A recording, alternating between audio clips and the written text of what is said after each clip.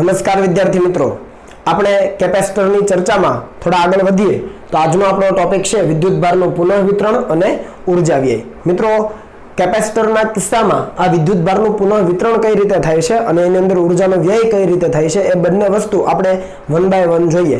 એના માટે આપણે ધારી લઈએ કે આપણી પાસે બે સુવાહક ગોળાઓ છે. કેવા છે? બે સુવાહક ગોળાઓ છે, બંને પર વિદ્યુતભારો છે. અને તો એક ગોળાને એક કેપેસિટર તરીકે લઈ શકાય અને બીજા ગોળાને બીજા કેપેસિટર તરીકે લઈ શકાય. તો તમને એમ થાય કે એક જ ગોળો એને કેપેસિટર કઈ રીતે ગણાય? તો મેં તમને વાત કરેલી છે અગાઉ કે એક જ ગોળો હોય તો એને કેપેસિટરની એક પ્લેટ કહેવાય, તો બીજી પ્લેટ ક્યાં હોય? અનંત અંતરે હોય. એવી જ રીતે બીજો ગોળો છે તો એને કેપેસિટરની બીજી પ્લેટ ગણીએ, બીજા કેપેસિટરની, અને એની બીજી જે પ્લેટ છે ક્યાં છે? અનંત અંતરે છે. ટૂંકમાં અહીંયા આપણે બાબતની ચર્ચા કરીએ તો અહીંયા ધારી લઈએ કે ધારી લો કે આપણી પાસે બે ગોળાઓ છે. સૌ પ્રથમ તો તમે પરિસ્થિતિ અલગ અલગ પણ બનાવી શકો. હું અહીંયા બે ગોળાઓ લઉં છું અને આ એને અવાહક સ્ટેન્ડ ઉપર મૂકેલા છે. આ ગોળાઓને અવાહક સ્ટેન્ડ ઉપર મૂકેલા છે અને એના પરનો વિદ્યુતભાર પહેલા આપણે ધારી લો કે લઈએ છીએ Q1, અને જે બીજો ગોળો છે એ નાનો મોટો કોઈ પણ સાઈઝનો હોઈ શકે, બરાબર છે. એને પણ અવાહક સ્ટેન્ડ ઉપર મૂકેલો છે અને એના પરનો આપણે વિદ્યુતભાર ધારી લઈએ છીએ સપોઝ Q2 છે, બરાબર. તો આ બંને ગોળાઓ છે, પહેલા પરનો વિદ્યુતભાર Q1 અને બીજા પરનો વિદ્યુતભાર Q2. પહેલાનું આપણે કેપેસિટન્સ લઈએ C1 અને બીજાનું કેપેસિટન્સ લઈએ C2, બરાબર.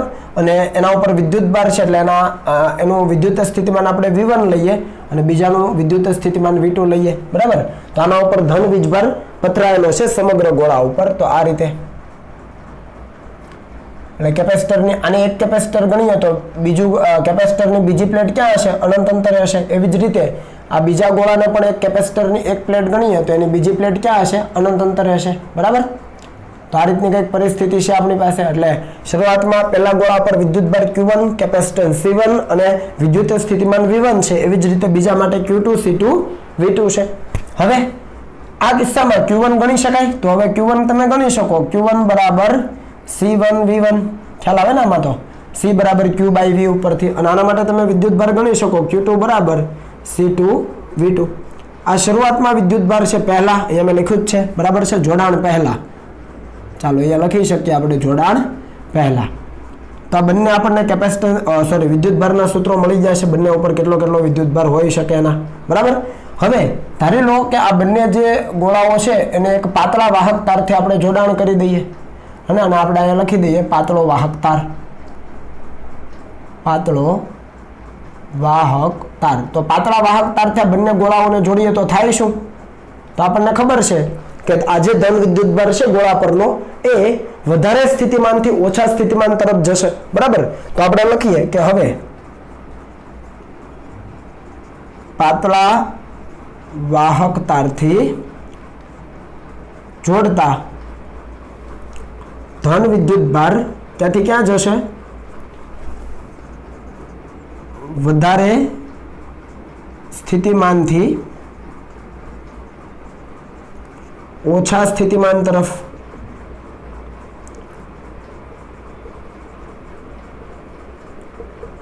જશે, બરાબર છે. ધન વિદ્યુતભાર છે વધારે સ્થિતિમાનથી ઓછા સ્થિતિમાન તરફ. અને આ વહન ક્યાં સુધી થાય? ત્યાં સુધી કે જ્યાં સુધી બંનેના સ્થિતિમાન સમાન ન થઈ જાય, બરાબર. તો આપણે અહીંયા એ કહી શકીએ કે આ વહન એટલે કે આ ધન વિદ્યુતભારનું વહન બંને સુવાહકોના સ્થિતિમાન એક સમાન ન થાય ત્યાં સુધી થતું રહે છે, બરાબર. હવે ધારી લો કે કોઈ એક સમય એવો આવે કે આ બંનેનું સ્થિતિમાન સમાન થઈ જાય. ધારી લો કે કેપિટલ V જેટલું બંનેનું સ્થિતિમાન કેવું થઈ જાય? એક સમાન કેપિટલ V જેટલું. તો યાદ કરો કે બંનેનું સ્થિતિમાન જો સમાન થઈ જાય તો એ કેપેસિટરોનું કેવું જોડાણ કહેવાય? સમાંતર જોડાણ કહેવાય ભાઈ. સ્થિતિમાન સમાન થઈ જાય તો એ કેપેસિટરોનું કેવું જોડાણ કહેવાય? સમાંતર જોડાણ. મેં તમને પહેલા જ કીધું આ બંને વાહકો છે ને કેપેસિટર ગણી શકાય. આ પહેલું કેપેસિટર એની બીજી પ્લેટ અનંત અંતરે, આ બીજું કેપેસિટર એની બીજી પ્લેટ અનંત અંતરે. સિમ્પલ. તો આ બંને કેપેસિટરોને જોડીએ અને બંનેના સ્થિતિમાન એક સમાન થઈ જાય છે માની લો, તો એ બંને કેવા જોડાણમાં કહેવાય? समांतर जोડાણમાં સિમ્પલ। તો અહીં આપણે લખીએ કે ધારો કે બંનેનું સામાન્ય સ્થિતિમાન એટલે કે જે એક સમાન હશે બંને માટે, સામાન્ય સ્થિતિમાન કેપિટલ V છે। જો એના કેપેસિટન્સ ક્યારેય ન બદલાય, C1 અને C2 એ ક્યારેય પોતપોતાના જે કેપેસિટન્સ છે એનું મૂલ્ય ક્યારેય બદલાવાનું નથી, એટલે એનું સામાન્ય સ્થિતિમાન V થઈ ગયું। તો હવે સમતુલ્ય કેપેસિટન્સ કેટલું કહેવાય? આથી તંત્રનું કુલ કેપેસિટન્સ કેટલું કહેવાય? વિચારો। C1 પ્લસ C2 થાય। મેં તમને અગાઉ કીધું કે હવે આ બંનેનું કેવું જોડાણ કહેવાય? તો કે समांतर जोड़ाण कहेवाय। अहींया तमने देखातुं नथी पण कॉन्सेप्ट आ जरा लगावो के सामान्य स्थितिमान थई गयुं, पहेलानुं पण स्थितिमान V, बीजानुं पण स्थितिमान V, तो शुं कहेवाय? बंने समांतर जोड़ाणमां छे, એટલા માટે કેપેસિટન્સ C1 + C2 થઈ ગયું। તો હવે સામાન્ય સ્થિતિમાન એટલે કે V આપણે જોઈતો હોય તો સામાન્ય સ્થિતિમાન V કઈ રીતે મળે? તો C બરાબર Q/V ઉપરથી વિચારો, कुल विद्युत भार छेद में कुल कैपेसिटेंस, कुल विद्युत भार छेद में कुल कैपेसिटेंस। रेडी ने? विने करता बनावो कुल विद्युत भार छेद में कुल कैपेसिटेंस। चालो V बराबर कुल विद्युत भार होय केटलो? तो कुल विद्युत भार Q1 + Q2 जेटलो होय। कुल विद्युत भार होय केटलो? Q1 + Q2 जेटलो। बराबर। तो अहींया आपणे लखीए Q1 + Q2 कारण के सरवाळो ज करवानो छे, केम के जे पण विद्युत भार छे मात्र पुनः वितरित थयो छे, लॉस तो थयो नथी। समज पड़ी ने? आना ऊपर Q1 विद्युत भार, आना ऊपर Q2 विद्युत भार, तो एनु मात्र पुनः वितरण थयुं छे आ वाहक तारना जोडाणने कारणे। ख्याल आव्यो? तो विद्युत भार तो Q1 + Q2 ज छे तंत्रनो, तो आ कुल विद्युत भार Q1 + Q2 અને તંત્રનો કેપેસિટન્સ આપણે વાત કરીએ મુજબ C1 + C2। સમજ પડી ને? Q1 + Q2 છેદમાં C1 + C2। आ Q1 Q2 ની કિંમત તમે અહીંયાથી મૂકી શકો છો, બરાબર। તો એ કિંમત અહીંયા મૂકી દઈએ તો આપણને ખ્યાલ આવે કે C1 V1 + C2 V2 છેદમાં C1 + C2। તો સામાન્ય સ્થિતિમાન આ સૂત્રથી તમે મેળવી શકો। જ્યારે પણ બે કેપેસિટર, અહીંયા ભલે મેં સુવાહક કીધા પણ એ કેપેસિટર ગણી શકો તમે એને, તો જ્યારે પણ બે કેપેસિટરોનું તમે જોડાણ કરો છો ત્યારે બંનેનું જે સામાન્ય સ્થિતિમાન છે એ આ સૂત્રની મદદથી તમે કાઉન્ટ કરી શકો। C1 V1 + C2 V2 છેદમાં C1 + C2। હવે આપણને ખ્યાલ છે કે ભાઈ જોડાણ કરી દીધું તો વિદ્યુત ભાર Q1 અને Q2 બદલાઈ જવાના રહેશે। Q1 + Q2 કુલ વિદ્યુત ભાર બંનેનો સરવાળો જેટલો જ હશે, પણ વિદ્યુત ભારનું મૂલ્ય આના ઉપર પહેલા Q1 હતું તો નવું Q1 ડેશ થયું હશે, આના ઉપર Q2 હતું તો નવું Q2 ડેશ થયું હશે। તો આપણે લખીએ કે હવે જોડાણ પછી સુવાહક પરના વિદ્યુત ભાર, સુવાહક પરના विद्युत भार કેટલા હશે? તો પહેલા ઉપર આપણે Q1 ડેશ કહીએ। તો હવે આ સૂત્ર મુજબ વિચારો Q બરાબર CV, Q બરાબર CV, તો C એટલે C1 અને V એટલે હવે તો કોમન પોટેન્શિયલ છે કારણ કે જોડેલા છે, જોડાણ પછીની વાત છે। તો જોડાણ પછી પોટેન્શિયલ V અને કેપેસિટન્સ C1 હોય તો નવો વિદ્યુત ભાર Q1 ડેશ તથા Q2 ડેશ એટલે કેટલો થાય? તો CV મુજબ C2 તો હોય જ, કેપેસિટન્સ એનું બદલાય નહીં, પણ હવે સામાન્ય સ્થિતિમાન V આવશે। જુઓ અહીંયા અને અહીંયા ફરક છે, કેપેસિટન્સ બદલાતા નથી પણ વિદ્યુત સ્થિતિમાન જે V1 V2 હતા હવે કોમન બની ગયા, તો બંને જગ્યાએ V લખવા પડે। સમજ પડી?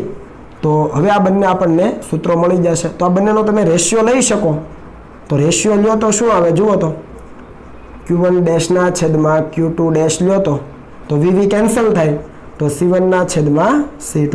આ પણ ખૂબ એક અગત્યનું પરિણામ છે મિત્રો, બરાબર। આ છે પછી આ છે, આ બધા અગત્યના સૂત્રો છે।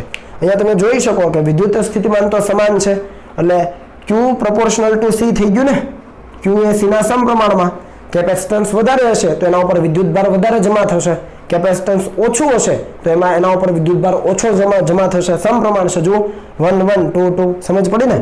તો આ વાત થઈ વિદ્યુત ભારના પુનઃવિતરણની। ફરીથી શોર્ટમાં કહી દઉં છું, શરૂઆતમાં વિદ્યુત ભાર Q1 Q2, capacitance C1 C2 અને વિદ્યુત સ્થિતિમાન V1 V2, બરાબર।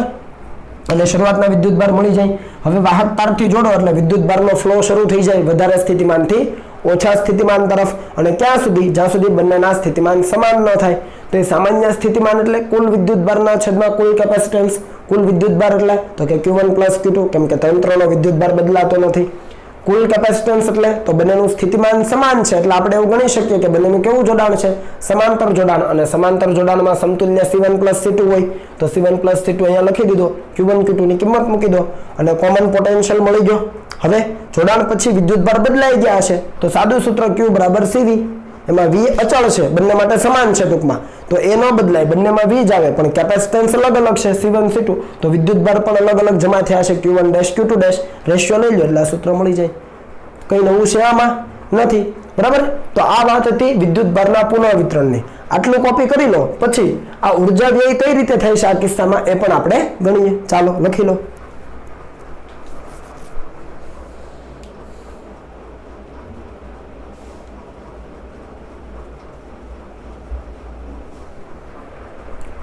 ઓકે, ચાલો તો અહીંયા આટલું હું કાઢી નાખું છું અને અહીંયા નવું ટાઇટલ આપું છું. ધ્યાન આપજો કે લોસ ઓફ એનર્જી ઇન પુનઃવિતરણમાં ઉર્જા વ્યય, અથવા ડાયરેક્ટ હું લખું છું ઉર્જા વ્યય. ચાલો, ઉર્જા વ્યય. હવે હું ટૂંકમાં લખીશ, બરાબર, કેમ કે જોડાણ પહેલા તમને બધી વસ્તુ ખબર છે. તો જોડાણ પહેલા તંત્રની કુલ ઉર્જા, જેને આપણે U કહીએ છીએ, યાદ છે ને કે ભૂલી ગયા સૂત્ર? Q²/2C ½ CV² ½ Q × V. આ સૂત્ર છે ને આપણા કેપેસિટરમાં સંગ્રહિત ઉર્જા, તો એ જ છે, બરાબર. તો જોડાણ પહેલા તંત્રની ઉર્જા કેટલી થાય? તો U1 + U2 થાય કે નહીં? હું અહીંયા U ઇનિશિયલ કરી દઉં, એટલે કે શરૂઆતમાં, I for ઇનિશિયલ. તો U1 U2. હવે શરૂઆતમાં જુઓ, તમારી પાસે કેપેસિટન્સ અને વિદ્યુત સ્થિતિમાન બંને હોય તો તમે આવું લખી શકો 1/2 C1 V1² ½ CV² મુજબ, અને બીજા માટે 1/2 C2 V2² લખાય કે ન લખાય ભાઈ? રેડી? તો શરૂઆતની ઉર્જા મળી ગઈ, કુલ ઉર્જા. આની અંદર કિંમતો મૂકીને તમે શરૂઆતની ઉર્જા શોધી શકો. આ થઈ ગયું ઇક્વેશન નંબર 1. કે ન ખ્યાલ આવ્યો? બરાબર. તમારી પાસે C અને V ના મૂલ્યો બંને માટે હોય તો ½ CV² મુજબ ½ C1 V1² અને ½ C2 V2² બંનેનો સરવાળો એટલે કુલ ઉર્જા શરૂઆતની મળી ગઈ. હવે આ સૂત્ર યાદ રાખજો, C1 V1 + C2 V2 છેદમાં C1 + C2, કેમ કે એનો ઉપયોગ કરીશું. તો હવે જોડાણ પછી હું જો વાત કરું તો સમજો વ્યવસ્થિત. ચાલો જુઓ, જોડાણ પછી શું થાય ભાઈ? તો આપણે લખીએ, જોડાણ પછી તંત્રની કુલ ઉર્જા. તો જોડાણ પછી હવે હું લખું છું U ફાઇનલ, એમાં પણ U1 + U2 લખવું પડે, પણ હું અહીંયા U1' U2' લખું. ચાલો, એટલે તમને સમજ આવે કે જોડાણ પછી હવે શું થશે. તો U1' એટલે તો ½ CV² મુજબ જ, પણ C તો બદલાતો નથી કેપેસિટન્સ, પણ V બદલાઈ જાય છે, યાદ છે ને? કોમન પોટેન્શિયલ થઈ જાય જોડાણ પછી. તો ½ CV² મુજબ ½ C1 × V² વત્તા ½ C2 × V². કેમ આવું કર્યું? કારણ કે બંનેનું સ્થિતિમાન સમાન થઈ જાય છે. સ્થિતિમાનનું સૂત્ર શું ભાઈ?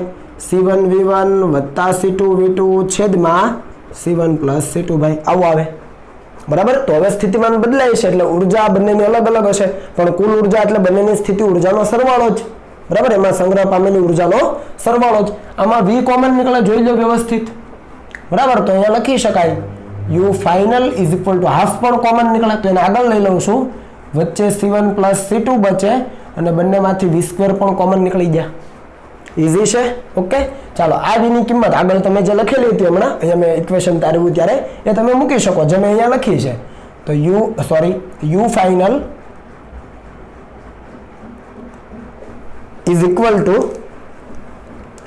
½ C1 + C2 અને આ કિંમત મૂકી દો તો શું આવે જુઓ, C1 V1 વત્તા C2 V2 આખાના છેદમાં C1 + C2 હોલ². V ની કિંમત મેં મૂકી દીધી જુઓ, બરાબર. ચાલો હવે તો હવે કંઈ નથી, હવે અને સાદું રૂપ આપો તો અહીંયા જો C1 + C2 અને અહીંયા C1 + C2 આખાનો સ્ક્વેર. તો જરા ધ્યાન આપજો વ્યવસ્થિત. 1/2 અહીંયા વધ્યું C1 V1 + C2 V2 આખાનો square ઉપર વધે અહીંયા, કેમ કે બંનેને સ્ક્વેર આપેલો જ છે અંશ છેદમાં, તો આનો ઉપર સ્ક્વેર આપી દીધો છેદમાં આ C1 પ્લસ C2 અને છેદમાં C1 પ્લસ C2 આખાનો સ્ક્વેર, તો છેદમાં C1 પ્લસ C2 હજુ બચે. તો આ મળી તમને અંતિમ ઉર્જા, જોડાણ પછીની ઉર્જા. આને કહીએ સમીકરણ નંબર 2. હવે આપણે શું કરવાનું છે ખબર? તો આપણે કરવાનું છે વ્યય પામતી ઉર્જા. વ્યય પામતી ઉર્જા. તો મિત્રો અહીંયા વ્યય પામતી ઉર્જા લેવી છે એટલે કે U આપણે ગણવો છે. તો અહીંયા શું લેવાશે? તો અંતિમ માઇનસ પ્રારંભિક કે પ્રારંભિક માઇનસ અંતિમ? તો અહીંયા પ્રારંભિક માઇનસ અંતિમ એટલે કે સમીકરણ 1 માઇનસ સમીકરણ 2. કેમ એવું? કારણ કે આની પાસે શરૂઆતમાં કંઈક ઉર્જાઓ હતી જે અહીંયા બંનેનો સરવાળો કરીને લખેલી છે, પણ જ્યારે વાહક તાર આપણે જોડીએ છીએ ત્યારે વિદ્યુતભાર છે એ વધારે સ્થિતિમાનથી ઓછા સ્થિતિમાન તરફ જાય છે. એટલે આ જે વાહક તાર છે એની અંદર વિદ્યુતભારનું વહન થાય છે અને એના કારણે આ તાર ગરમ થવાનો, કારણ કે અંદરથી પ્રવાહનું નિર્માણ થાય છે એવું પણ કહી શકીએ. વિદ્યુતભારનું વહન એટલે શું? પ્રવાહનું નિર્માણ થવું. તો પ્રવાહનું જ્યારે પણ નિર્માણ થાય ત્યારે I2RT મુજબ, કારણ કે આ જે તાર છે એનો કંઈક અવરોધ હશે, ભલે ઓછો હશે પણ કંઈક તો અવરોધ હશે. આદર્શ તાર તો શક્ય જ નથી, એટલે કંઈક ઉષ્મા ઉર્જાનો વ્યય થશે. એટલે શરૂઆતમાં જે પણ કંઈ ઉર્જા હતી આપણી પાસે, કુલ ઉર્જા, એના કરતા અંતમાં છે ઉર્જા થોડીક ઓછી હશે. સમજ પડી ને?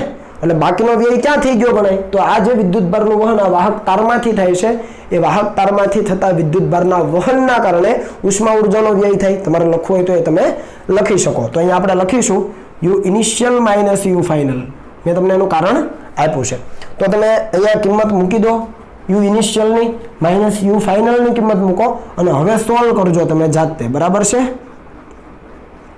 સેલ્ફ માત્ર ને માત્ર સમીકરણ 1 મૂકવાનું છે, અહીંયા માઇનસ સમીકરણ 2 મૂકવાનું છે અને અંતિમ જવાબ હું સીધો અહીંયા લખું છું મિત્રો. અને એ આપણો અંતિમ જવાબ છે U ઇઝ ઇક્વલ ટુ, એટલે કે વ્યય પામતી ઉર્જા ઇઝ ઇક્વલ ટુ 1/2 અને C1 C2 છેદમાં C1 પ્લસ C2 અહીંયા આવશે V1 માઇનસ V2 આખાનો સ્ક્વેર. આવું ઇક્વેશન તમને મળશે. ફરીથી આપણે જરા એ વેરીફાઈ કરી લઈએ. Half C1 C2 upon C1 plus C2 ઉપર V1 માઇનસ V2 નો હોલ સ્ક્વેર અહીંયા. બરાબર છે? તો આ ઇક્વેશન ખૂબ અગત્યનું છે ઉર્જા વ્યય માટેનું. દાખલાઓમાં સીધો તમે એનો ઉપયોગ મિત્રો કરી શકો. બરાબર? આ સોલ્વ છે એ જાતે કરજો. બરાબર? જવાબ આટલો આવવો જોઈએ. C1 C2 છે એ બંને જે સુવાહકો છે એના કેપેસિટન્સ છે, અથવા બંને કેપેસિટરોના કેપેસિટન્સ છે. V1 છે એ પહેલા કેપેસિટરનું સ્થિતિમાન છે, V2 છે એ બીજા કેપેસિટરનું સ્થિતિમાન છે. બરાબર? દરેક કિંમતો અહીંયા મૂકીને તમે ઉર્જા વ્યય ગણી શકો. તો આ સૂત્ર તમારા માટે ખૂબ એટલે ખૂબ જ અગત્યનું છે મિત્રો. આને ભૂલવાનું નથી. ઓકે, ચાલો હવે આને કોપી કરી લો.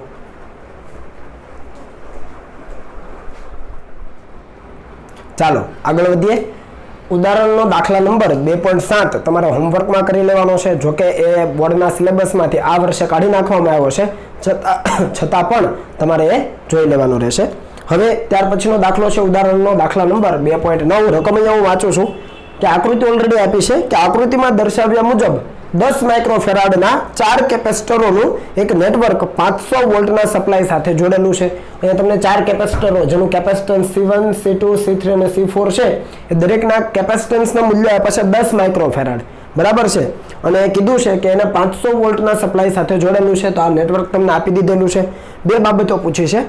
નેટવર્કનું સમતુલ્ય કેપેસિટન્સ શોધો અને બીજું કે દરેક કેપેસિટર પરનો વિદ્યુતભાર કેટલો હશે એ શોધો. અહીંયા આપણને કીધું છે, નોંધો કે કેપેસિટર પરનો વિદ્યુતભાર એ ઊંચા સ્થિતિમાનની પ્લેટ પરનો વિદ્યુતભાર જ છે, જે નીચા સ્થિતિમાનની પ્લેટ પરના વિદ્યુતભાર જેટલો જ અને વિરુદ્ધ છે.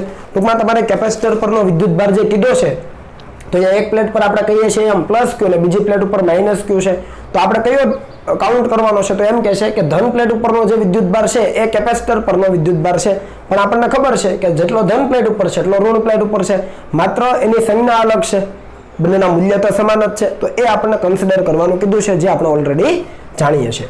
તો સોલ્યુશનમાં જઈએ. નેટવર્કનું સમતુલ્ય કેપેસિટન્સ શોધવાનું કીધું છે. હવે કેપેસિટન્સ શોધવું હોય તો ઈઝી છે. બરાબર? દરેકના કેપેસિટન્સના મૂલ્યો કેટલા આપ્યા છે તો આપણે પહેલા લખી દઈએ કે C1 is equal two C2 is equal two C3 is equal two C4, જે તમને આપેલા છે 10 માઇક્રોફેરાડ. ક્લિયર? હવે આનું સમતુલ્ય કેપેસિટન્સ જોઈએ છે. તો મિત્રો અહીંયા ધ્યાન આપો કે અહીંયા એક કેપેસિટર છે જે બેટરી સાથે સમાંતરમાં છે, ટૂંકમાં સીધી બેટરી એને મળે છે. હવે બાકીના જે આ 3 કેપેસિટરો છે 1 2 અને 3 એ જરા જુઓ તો એકની નેગેટિવ, બીજાની પોઝિટિવ સાથે, બીજાની નેગેટિવ, ત્રીજાની પોઝિટિવ સાથે. ખ્યાલ આવે છે? નેગેટિવ થી પોઝિટિવ, નેગેટિવ થી પોઝિટિવ. તો આ ત્રણેયનું કેવું જોડાણ થયું? શ્રેણી જોડાણ. આવી રીતે છે ને, આ પ્લસ માઇનસ છે ને, નીચેની પ્લસ એટલે આ પ્લસ માઇનસ, પછી પ્લસ, પછી માઇનસ, પછી પ્લસ, પછી માઇનસ. અને બંને છેડા આવે છે ક્યાં? તો બેટરી ઉપર જ આવે છે, કેમ કે બેટરીનો આ તાર છે અહીંયા જેટલું સ્થિતિમાન હોય એટલું જ અહીંયા હશે. ખ્યાલ આવે ને? એટલે આ કેપેસિટરને અહીંયા બંને છેડા અહીંયા આપ્યા છે તો ખરેખર બેટરીમાંથી જ નીકળ્યા છે.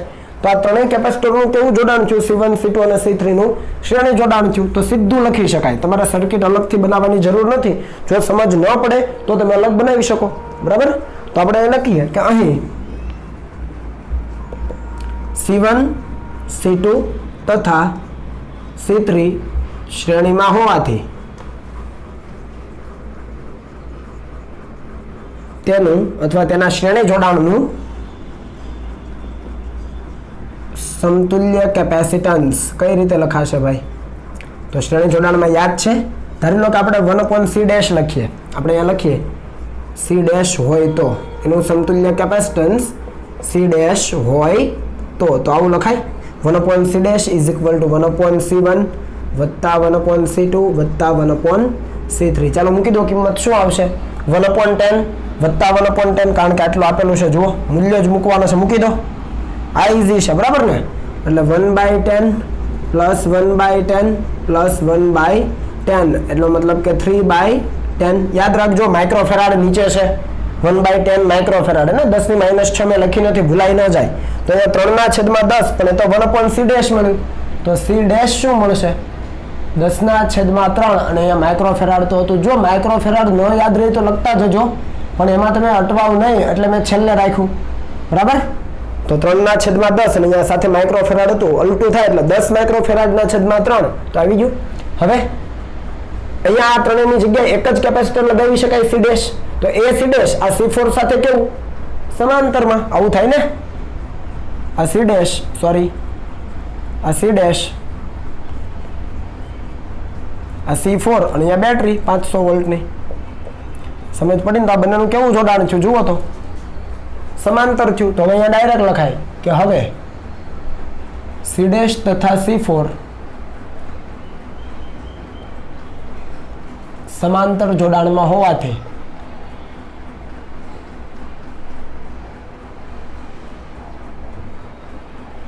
તેનું સમતુલ્ય કેપેસિટન્સ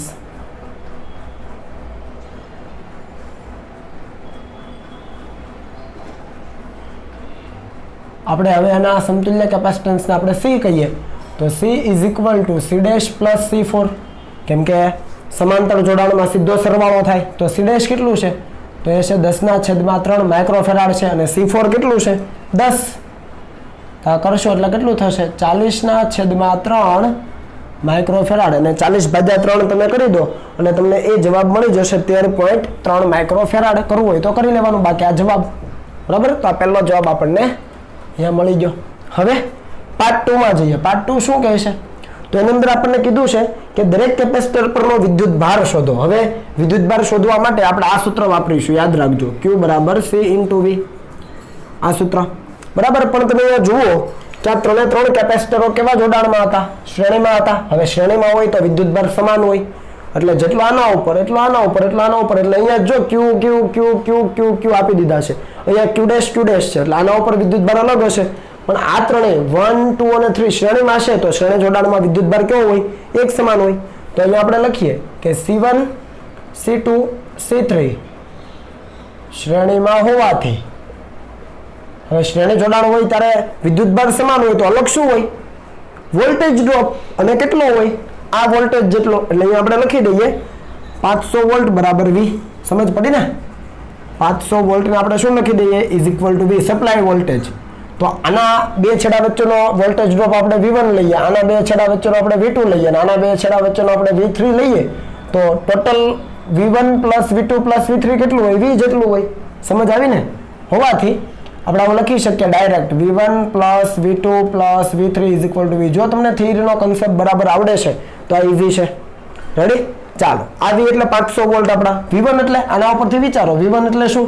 તો વિદ્યુત ભાર તો સમાન છે. સમજ પડી ને? V1 લખવું છે તમારે તો વિદ્યુતભાર તો સમાન છે, શ્રેણીમાં છે એટલે તો Q ના છેદમાં C1 લખવો પડે. તો અહીંયા આપણે લખીએ Q ના છેદમાં C1 વત્તા અહીંયા શું આવે Q ના છેદમાં C2 વત્તા Q ના છેદમાં C3 is equal two V. ભાઈ સમજ પડી? V છે એ બધા માટે અલગ અલગ છે, તો V1 અહીંયા લખીએ તો C તો અલગ અલગ જ છે એટલે વિદ્યુતભાર સમાન છે, તો વિદ્યુતભાર સમાન છે તો Q એઝ ઇટ ઇઝ છેદમાં C1. બીજા માટે વિદ્યુતભાર સમાન છેદમાં C2 એટલે V2 અને Q બાય C3 એટલે V3. તો આ મળી ગયું. તો આ વસ્તુ ઈઝી છે. હવે અહીંયાથી તમે Q ને કોમન કાઢી લો તો શું થાય જુઓ, Q ને કોમન કાઢો તો 1/C1 વત્તા 1/C2 વત્તા 1/C3 બરાબર V. તો 1/C1 plus 1/C2 plus 1/C3 એ ખરેખર હતું શું 1/C'. તો અહીંયા શું લખાય આના માટે, તો તમે અહીંયા લખી શકો Q into 1/C' is equal two V કે નહીં? બરાબર. તો અહીંયાથી તમે Q ને પકડો, જે આપણને જોઈએ છે દરેક પરનો વિદ્યુતભાર છે અહીંયા આપણે લખી શકીએ કે શ્રેણીમાં હોવાથી તેના પર વિદ્યુતભાર સમાન હશે. જગ્યા ન હોય તો સાથે લખી દેજો અલગથી કંઈક, પણ આ તમને ખબર હોવી જોઈએ. બરાબર. તો વિદ્યુતભાર સમાન હશે પણ વિદ્યુત સ્થિતિમાન અલગ. તો આ પ્રોસેસ સમજાઈ ગઈ. આ જે કૌંસ છે એ અહીંયા બેઠો છે 1/C' લખાય તો 1/C' એ C' ને સામે જવા દો તો C' ઇન્ટુ V. ભાઈ C' કેટલો મળ્યો 10/3 ગુણ્યા, હવે આ માઇક્રોફેરાડ છે જરાક જોજો, માઇક્રોફેરાડ એટલે તમે અહીંયા ડાયરેક્ટ લખશો ને તો અહીંયા માઇક્રોફેરાડ નથી લખતો પણ 10⁻6. સમજ પડી ને? અહીંયા C' ની કિંમત 10/3 ને ગુણ્યા 10⁻6 માઇક્રો છે એટલે અને V એટલે 500. તો આ તમે કરશો ને એટલે આ જવાબ તમને મળી જશે 1.7 ગુણ્યા 10⁻3. Q બરાબર 1.7 ગુણ્યા 10⁻3. અહીંયાથી તમે 3 પોઈન્ટ આ 1 2 ને 0 આ 3 1 2 ને 3 0 છે આની સાથે કરી દો એટલે 10⁻3 અને 5/3 કરો એટલે તમને કેટલું મળે 1.7 સમથિંગ. હે 17×51 પણ 1 પોઈન્ટ કાપવો પડે કેમ કે 5 જ છે. આ મળ્યું કુલમમાં. સિમ્પલ. ચાલો પેલો જવાબ ક્લિયર થઈ ગયો. હવે એટલે આ ત્રણેય પરનો વિદ્યુતભાર એક સમાન થઈ ગયો જે આપણે ઓલરેડી કીધું. હવે આના પરનો વિદ્યુતભાર એટલે તો ડાયરેક્ટ લખી શકાય કે C4 પરનો વિદ્યુતભાર કયું સૂત્ર લખશો તો Q બરાબર CV. તો અહીંયા આપણે Q ની જગ્યાએ Q' લખીએ કેમ કે આપણને Q' આપ્યો છે તો Q is equal two CV. C એટલે C4 ઇન્ટુ V એટલે એના બે છેડા વચ્ચે વોલ્ટેજ કેટલો છે 500 વોલ્ટેજ આપેલો છે તો આપણને ખબર પડી જાય. બરાબર. તો C4 કેટલો છે વિચારો, તો C4 તમને ઓલરેડી આપ્યો છે 10 બરાબર ને ગુણ્યા આ છે 500 પણ 10 માઇક્રોફેરાડ. બરાબર. તો અહીં આપણે કરી દઈએ 10 ગુણ્યા 10⁻6 ગુણ્યા V કેટલો છે 500. તો આ તમને જવાબ મળી જાય અહીંયાથી 1 2 3. તો આ થઈ ગયું Q' ઇઝ ઇક્વલ ટુ આ 5 અને આ 3 પોઈન્ટ કાપી લો તો 5 ગુણ્યા 10⁻3 ઘાત કુલમ અથવા તમે એવું પણ લખી શકો 5 મિલી કુલમ. ખ્યાલ આવ્યો? રેડી. તો આ પહેલો જવાબ થઈ ગયો. ત્રણેય જે શ્રેણીમાં હતા એના પરનો વીજભાર અને એની સાથે જે સમાંતરમાં હતો એના પરનો વીજભાર. ત્રીજાનો જવાબ છે એ કમ્પ્લીટ આવે છે 5 ગુણ્યા 10⁻3. બરાબર. ઇઝી છે દાખલો. ક્યાં ધ્યાન રાખવાનું છે કેપેસિટન્સ તો તમે ઇઝીલી ગણી લેશો. બરાબર. પણ જ્યારે વિદ્યુતભાર ગણો છો ત્યારે શ્રેણીમાં હોય એના પરનો વિદ્યુતભાર સમાન હોય તો એના માટે આપણે કોમન સૂત્ર લીધેલું થિયરીમાં યાદ આવે છે આ કાંઈ. બરાબર. કે ભાઈ સ્થિતિમાનનો સરવાળો અથવા વોલ્ટેજ ડ્રોપ જે પણ કંઈ થાય છે કોના જેટલો હોય તો કે સપ્લાય વોલ્ટેજ જેટલો. તો સપ્લાય વોલ્ટેજ જેટલો તમે વોલ્ટેજ કરી દો એટલે તમારો જવાબ ઇઝી થઈ જાય. અને પછી આના માટે તો ઇઝી જ છે. ઓકે. ચાલો હવે લખી લો. ચાલો ત્યાર પછીનો દાખલો જોઈએ તો એ દાખલો છે ઉદાહરણનો દાખલા નંબર 2.10. મિત્રો 2.9 પણ ખૂબ અગત્યનો છે દાખલો અને એવી જ રીતે આ દાખલો પણ ખૂબ અગત્યનો છે. અહીંયા આપણને કીધું છે કે 900 પાઇકોફેરાડના એક કેપેસિટરને આ કેપેસિટર આપ્યું છે એનું કેપેસિટન્સ આપ્યું છે 900 પાઇકોફેરાડ. પાઇકો એટલે 10⁻12. બરાબર. 900 પાઇકોફેરાડના એક કેપેસિટરને 100 વોલ્ટની બેટરી વડે વિદ્યુત ભારિત કરાય છે. ટૂંકમાં આનું ચાર્જિંગ છે એ 100 વોલ્ટની બેટરી વડે કરવામાં આવે છે. તો આપણને કીધું છે કે કેટલી સ્થિત વિદ્યુત ઉર્જા કેપેસિટર વડે સંગ્રહ પામશે. એટલે આ કેપેસિટર વડે સંગ્રહ પામતી ઉર્જા ગણવાની છે. નંબર 1. આગળ કીધું છે કે કેપેસિટરનું બેટરી સાથે જોડાણ દૂર કરીએ એટલે હવે આ બેટરીને દૂર કરી દઈએ આપણે અને એની જગ્યાએ બીજા 900 પાઇકોફેરાડના વિદ્યુતભાર વિહીન કેપેસિટર સાથે જોડવામાં આવે છે. હવે આ કેપેસિટરનું આ બેટરી વડે ચાર્જિંગ થઈ ગયું. હવે આના ઉપર વિદ્યુતભાર આવી ગયો, અહીંયા ધન વીજભાર, આ બાજુ ઋણ વીજભાર. હવે બેટરી દૂર કરીએ તો આના ઉપર વીજભાર એઝ ઇટ ઇઝ રહેશે. હવે એની સાથે આ કેપેસિટર મેં અહીંયા દર્શાવ્યું છે, એ જ કેપેસિટર સાથે હવે બીજું એક એટલા જ કેપેસિટન્સનું એટલે કે 900 પાઇકોફેરાડનું એક બીજું કેપેસિટર પણ એ વિદ્યુતભાર વિહીન છે એને જોડવામાં આવે છે. એટલે આ વિદ્યુતભાર વિહીન કેપેસિટર છે એનું જોડાણ આ ચાર્જ કરેલા કેપેસિટર સાથે કરી દીધું. સમજ પડી ને? તો હવે તમને કીધું છે કે હવે આ તંત્ર વડે કેટલી સ્થિત વિદ્યુત ઉર્જા સંગ્રહ પામશે. તો હવે આમાં પણ કેટલી ઉર્જા સંગ્રહ પામશે શોધવાનું, આમાં પણ ઉર્જા શોધવાની, આમાં પણ ઉર્જા શોધવાની. તો શું થાય છે પરિસ્થિતિ જોઈએ. આપણને વોલ્ટેજ આપ્યા છે 100 વોલ્ટ અને કેપેસિટન્સ આપ્યા છે 900 પાઇકોફેરાડ. તો આપણે સોલ્યુશન પાર્ટમાં જઈએ. જુઓ આપણને કેપેસિટન્સ બંને માટે C1 બરાબર C2 બરાબર, હું કોમન C કહી દઉં, બરાબર છે, જે બદલાવાના નથી. 900 પાઇકોફેરાડ એટલે 10⁻12 ફેરાડ. અને આપણને બેટરીના વોલ્ટેજ આપ્યા છે V is equal two 100 volt. ખરેખર આપણને V1 આપ્યું છે એવું પણ કહી શકાય, પણ અત્યારે V ગણો. ચાલો ઓકે છે આ વસ્તુ. હવે બી પાર્ટને થોડી વાર ભૂલી જાઓ, પાર્ટ એની વાત કરીએ. આ કેપેસિટર સાથે 100 વોલ્ટની બેટરી જોડી તો આનું ચાર્જિંગ થાય છે. હવે ચાર્જિંગ થાય છે તો આપણી પાસે 3 સૂત્ર, હાફ CV². તો તમે ડાયરેક્ટ જુઓ C આપ્યો, V આપ્યો, સીધું કિંમત મૂકો તો તમને ઉર્જા મળી જાય. સ્થિત વિદ્યુત ઉર્જા આપણને કેટલી સંગ્રહ પામશે કીધું છે તો ઉર્જા મળી જાય. અથવા હાફ Q ઇન્ટુ V લો અથવા Q²/2C લો. પણ આની અંદર V તમારી પાસે છે, અહીંયા C છે, બંનેમાં Q ન મળે, Q આપણને મળતો નથી. તો આપણે અલગ રીતે કંઈક કરીએ કે અહીં કેપેસિટર પરનો વિદ્યુતભાર આપણે વિદ્યુતભાર ગણી લઈએ, કારણ કે બીજા પાર્ટમાં એની જરૂર આપણને પડવાની છે. તો કેપેસિટર પરનો આપણે વિદ્યુતભાર ગણીએ તો વિદ્યુતભાર ગણવા માટેનું સાદું સૂત્ર શું ભાઈ? Q બરાબર C ઇન્ટુ V.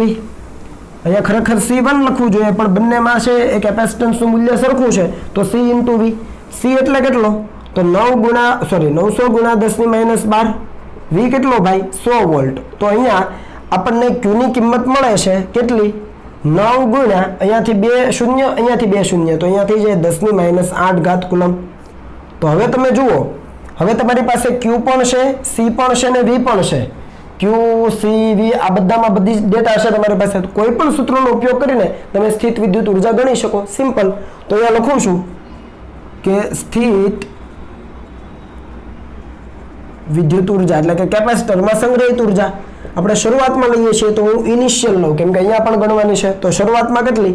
તો હું ડાયરેક્ટ ત્રણેય સૂત્ર લખું છું. Half CV² is equal two half Q into V is equal two Q²/2C. તમે કોઈ પણ સૂત્ર લઈને અહીંયા તમે હાફ CV લો તો C અને V મૂકો, QV લો તો Q અને V મૂકો, અને QC લો તો અહીંયાથી Q અને C બધી જ કિંમતો કોઈ પણ એક સમીકરણમાં મૂકો અને જવાબ લાવો.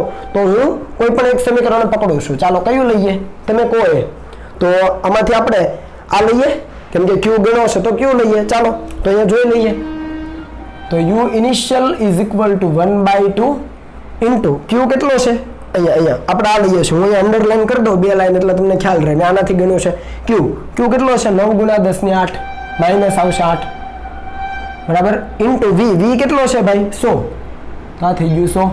તો આ બંનેનો ભાગાકાર કરો એટલે કેટલો આવ્યો? તો તમે કહી શકો U ઇનિશિયલ, U બરાબર કરીએ, U initial is equal two 4.5 into અહીંયા 2 શૂન્ય જાય તો 10⁻⁻6 જૂલ.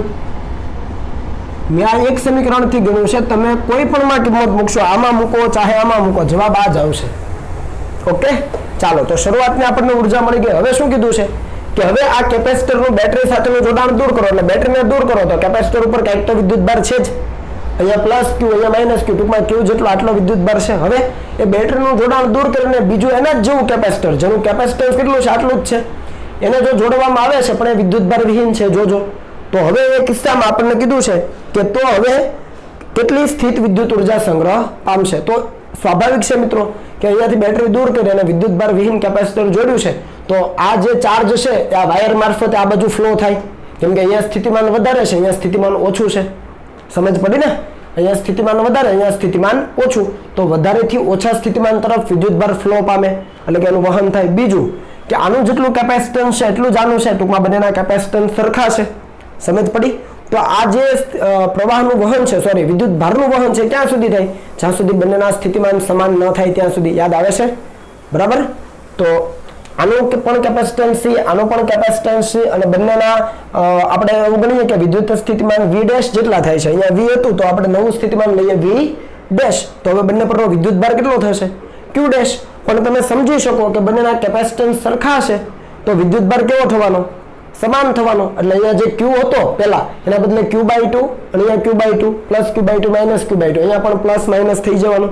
તો અહીંયા હું ડાયરેક્ટ લખી દઉં છું પ્લસ Q/2 માઇનસ Q/2, એટલે ઉપરના કેપેસિટર પર ટૂંકમાં Q/2 જેટલો વિદ્યુત ભાર, અને નીચે પર અહીંયા આ પ્લસ સાથે ધન સાથે જોડેલી છે તો ધન વિદ્યુત ભાર આવે, અને આને ઋણ સાથે જોડી છે તો ઋણ વિદ્યુત ભાર. તો અહીંયા પણ માઇનસ Q/2 અને અહીંયા પ્લસ Q/2 વિદ્યુત ભાર આવે. ટૂંકમાં શરૂઆતમાં આના પાસે જે વિદ્યુત ભાર હતો એનો અડધો અડધો વેચાઈ જાય, કેમ કે કેપેસિટન્સના મૂલ્યો સમાન છે. સિમ્પલ. તો હવે અહીંયા પાર્ટ A હતો, બરાબર.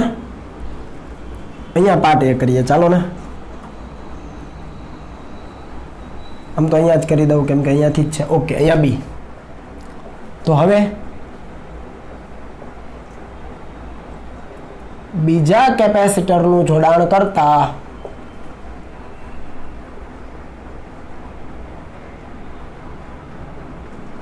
બંનેના સ્થિતિમાન સમાન થશે. આ તો બધાને સમજાય ને કે સમાન સ્થિતિમાન થાય ત્યાં સુધી છે એ વિદ્યુત ભારનું વહન થાય. આ ચાર્જિંગ કરેલું છે, આ અનચાર્જ છે, વિદ્યુત ભાર વિહીન છે, તો ચાર્જ કરેલા તરફથી વિદ્યુત ભાર વિહીન તરફ વહન થાય. ધારો કે તે V ડેશ છે, ધારો કે આજે સમાન સ્થિતિમાન કીધા ને, બંનેના સ્થિતિમાન સમાન થાય, ધારો કે તે V ડેશ છે, હે, તથા બંને પરના વિદ્યુત ભાર ધારી લો કે Q ડેશ થાય, તો એ કેટલા થાય? Q/2 છે, કેમ કે અડધા અડધા થઈ જવાના, કેપેસિટન્સ સરખા છે. તો ખ્યાલ એવો ન આવ્યો, બરાબર. તો હવે આપણે લખી શકીએ કે હવે બંનેના તંત્રની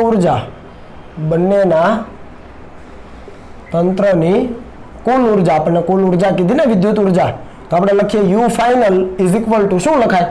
તો તમે ફરીથી હાફ CV² લખો, અથવા હાફ Q ઇન્ટુ V લખો, અથવા હાફ Q²/C લખો. સિમ્પલ જ છે, Q²/2 છે એટલે હાફ Q²/C જ થયું. કોઈ પણ લખો. તો અહીંયા આપણી પાસે વિદ્યુત ભાર છે, સ્થિતિમાન પણ છે, અંતમાં આપણી પાસે વિદ્યુત ભાર પણ છે, સ્થિતિમાન છે, તો half Q dash V dash લખાય, બરાબર. તો તમે લખી શકો કે half Q dash V dash, બંને ઉપર છે એ વિદ્યુત ભાર Q ડેશ છે અને બંને ઉપર વિદ્યુત સ્થિતિમાન V ડેશ છે, કેમ કે કેપેસિટન્સ તો સરખા જ છે. તો એકની અંદર ઉર્જા આટલી તો બીજાની અંદર પણ આટલી જ થાય, એટલે પ્લસ કરીને આનું આ પદ લખવાનું. તો અહીંયા ગુણા 2 કરી દઉં. આ 2 શું કામ લખ્યા ખબર પડી ને? ફરીથી રિપીટ કરું છું. આનું જોડાણ કરી દીધું એટલે વિદ્યુત સ્થિતિમાન સમાન થવાના, વિદ્યુત ભાર અડધો અડધો વેચાઈ જવાનો, કારણ કે બંનેની કેપેસિટી સરખી છે, તો અડધો અહીંયા અને અડધો અહીંયા વેચાય. હવે બંનેના તંત્રની કુલ ઉર્જા એટલે મેં કીધું એમ તમે આમાંથી કોઈ પણ સૂત્ર લઈ શકો. તો અહીંયા આપણે વિદ્યુત સ્થિતિમાનને V ડેશ ધાર્યું જોડાણ પછી, અને જોડાણ પછીનો વિદ્યુત ભાર Q ડેશ ધાર્યો, તો half Q dash into V dash લખાય. તો એક માટે એટલું અને બીજા માટે પણ એટલું, half Q dash V dash, અને બીજા માટે પણ half Q dash V dash. તો બંનેનો સરવાળો કરો તો 2 time half Q dash V dash. સમજ પડી ને? એક સ્ટેપ કાપ્યું છે. હવે અહીંયા 2 કેન્સલ થાય, તો અહીંયા વધ્યું શું? Q dash V dash. તો Q ડેશ કેટલો? Q/2, અને V ડેશ કેટલો થાય વિચારો? આ કિસ્સામાં V ડેશ કેટલો થાય? તો અહીંયા લખી દઉં V ડેશ બરાબર Q ડેશ/C. હાલો ભાઈ, કેમ કે કેપેસિટન્સ તો બદલાવાનું નથી એનું. કોઈ પણ ઉપર તમે V ડેશ લખો, કોઈ પણ ઉપર, તો એના ઉપરનો વિદ્યુત ભાર અને એનું કેપેસિટન્સ, અથવા આના ઉપર લખો એનો વિદ્યુત ભાર ને એનું કેપેસિટન્સ. સમજ પડી ને? તો અહીંયા આપણે V ડેશ ની જગ્યાએ શું લખી શકીએ? તો એની જગ્યાએ લખી શકીએ આપણે Q ડેશ/C. કે ન પડી? બરાબર. અથવા તમે આવું ન લખો તમે આવું રહેવા દો, ચાલો Q ડેશ ને એમ જ રહેવા દો, ઇન્ટુ V ડેશ ની જગ્યાએ Q ડેશ/C લખો. સમજ પડી? રેડી? તો 2 cancel, Q dash V dash વિધાય, Q dash as it is, V dash ની જગ્યાએ Q ડેશ/C. તો અહીંયા શું થવાનું? તો આ Q ડેશ ની જગ્યાએ Q/2 લખાય, તો અહીંયા Q/2, અહીંયા Q/2, તો હું ડાયરેક્ટ લખું છું Q²/4, Q/2, અહીંયાથી જુઓ આ Q ડેશ એટલે Q/2, તો Q/2, Q ડેશ/4 ઇન્ટુ C. સમજ પડી ને? દરેક વસ્તુ વ્યવસ્થિત સમજજો, બરાબર. આની અંદર દરેક કિંમતો મૂકી દઈએ તો U final is equal two Q કેટલો? તો અહીંયા રહ્યો 9 × 10⁻⁴. -8 તો અહીંયા છે 9 ગુણ્યા 10 - 8 અને પાછો એનો વર્ગ છેદમાં 4 ગુણ્યા કેપેસિટન્સ કેટલું છે તો 900 ગુણ્યા 10 - 12 ખબર પડી? ચાલો અહીંયા તો આનું તમે સાદુરૂપ આપો એટલે 36 ગુણ્યા 10 - 100 છેદમાં અહીંયા છે 36 ને 81 બરાબર ને 81 ગુણ્યા 10 - 16 અહીંયા આવશે 4 ગુણ્યા અહીંયા 9 ગુણ્યા 10 - 10 આટલું થઈ શકે? આ 2 પોઈન્ટ અહીંયા કાપી લીધા તો 10 - 10 બાકીના એઝ ઇટ ઇઝ. હવે અહીંયા તમે ભાગાકાર કરો તો આ કેટલું થાય 81 તો 9 ભાગ્યા 4 કરો શું આવે જુઓ તો 2.25 આવે છે ગુણ્યા 10 - 16 અને આ 10 ઉપર જાય તો +10 તો 10 - 6 વધે. આવી ગયો જવાબ જુઓ. તો જરા આ સમીકરણ 1 જુઓ. શરૂઆતમાં ઉર્જા જુઓ જ્યારે ખાલી બેટરી જોડી હતી અને અંતમાં જુઓ જ્યારે બેટરીને દૂર કરીને ત્યાં વિદ્યુતભાર વિહીન કેપેસિટર જોડ્યું. પહેલા કરતા 10 - 6 બંનેમાં છે. પહેલા કરતા ઉર્જા અડધી થઈ ગઈ 4.5 નું અડધું કરો 2.25 થાય. આનો મતલબ શું થયો? ઉર્જામાં કેમ ઘટાડો થયો? તો મેં તમને કારણ એનું આપેલું છે કે ભાઈ અહીંયા સ્થિતિ 1 માંથી સ્થિતિ 2 સુધી જવું હોય તો એ દરમિયાન શું થાય? આ આપણે પરિસ્થિતિ ક્યારે બની છે? જ્યારે અહીંયા વિદ્યુતભારનું વહન અટકી ગયું છે, બંને પર એક સમાન વિદ્યુતભાર જમા થઈ ગયો છે, બંનેના સ્થિતિમાન એક સમાન થઈ ગયા છે, ત્યારે આ પરિસ્થિતિ ગણી બરાબર. ત્યારે આ બધો ડેટા મેળવવો છે. પણ આ સ્થિતિ 1 માંથી સ્થિતિ 2 માં જવા દરમિયાન કંઈક તો સમય લાગે ને, અને એ સમય જે લાગે છે એ દરમિયાન આ જે ચાર્જ કરેલું કેપેસિટર છે ત્યાંથી આ વાયર મારફતે તાર મારફતે વિદ્યુતભારનો ફ્લો થાય, વહન થાય, અને વહન દરમિયાન છે એ ઉર્જાનો વ્યય થાય ઉષ્મા ઉર્જા સ્વરૂપે અથવા વિદ્યુત ચુંબકીય વિકિરણની ઉર્જાના સ્વરૂપમાં. વિદ્યુત ચુંબકીય વિકિરણની ઉર્જા એટલે પ્રકાશ ઉર્જા બરાબર. તો આ બાબત તમે અહીંયા નોટ ડાઉન કરી શકો કે ઉર્જા વ્યય શા માટે, તો એ તમારે જાતે લખી દેવાનું છે. એનર્જી લોસ તો એ તમારે સેલ્ફ લખવાનું છે. મેં તમને કીધું છે ટેક્સ્ટ બુકની અંદર પણ તમને આપેલું છે, તમે જાતે કરી શકો, પણ હવે તમને કન્સેપ્ટ આવડવો જોઈએ બરાબર. તો શરૂઆતમાં આટલી અને હવે ઉર્જા ઘટી ગઈ. ફરીથી રિપીટ કરી દઉં છું કે જોડાણ પછીનું સ્થિતિમાન સમાન થઈ ગયું, જોડાણ પછીનો વિદ્યુતભાર પણ અહીંયા અડધો વેચાઈ ગયો. તો ક્યુડેશ વિડેશ છે તો એક માટે હાફ ક્યુડેશ વિડેશ, બીજા માટે પણ હાફ ક્યુડેશ વિડેશ, તો 2 ટાઈમ હાફ ક્યુડેશ વિડેશ, કેમ કે ઉર્જાનો સીધો સરવાળો થાય બરાબર. અને અહીંયા તમે ક્યુડેશ એઝ ઇટ ઇઝ રહેવા દો. વિડેશની કિંમત તમે ક્યુડેશ/c મૂકો, કેમ કે કોઈ પણ કેપેસિટર માટે ક્યુડેશ/c તો ક્યુડેશ એટલે q/2, અહીંયા પણ q/2 તો q²/4c કિંમત મૂકો એટલે જવાબ મળી ગયો બરાબર. તો આ રીતે તમે કરી શકો. અથવા મેં તમને હમણાં આપણે થિયરી ભણ્યા હે કે ભાઈ એનર્જી લોસ કેટલો, સીધું ઇક્વેશન. આ તમારી જાણ માટે હિન્ટ બરાબર. અહીંયા આ તમારી જાણ માટે સીધું કે આ તો તમારી પાસે છે જ, આ તો તમારે ગણવાનું જ થાય અહીંયા સુધી. પણ પાર્ટ બી માં તમે સીધું ઇક્વેશન લખી શકો જો લખવું હોય તો, અથવા તમે આખા દાખલાનું સીધું લખી શકો જો તમે ઉર્જા લોસ ગણવાનો કીધો હોય તો.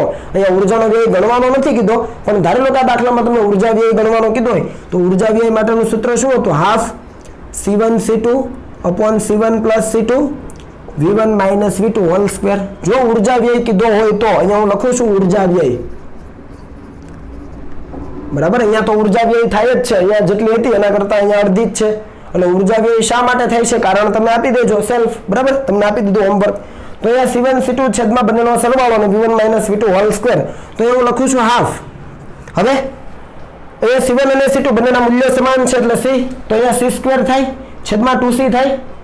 C into C, C square છેદમાં C plus C 2C, તો C square by 2C તો C/2 ડાયરેક્ટ લખી દો. તો આ કિસ્સામાં C/2 થઈ ગયું આપણા કિસ્સામાં અહીંયા બરાબર. C square upon 2C તો C/2 અને V1 minus V2 પહેલા પોટેન્શિયલ કેટલો હતો 100.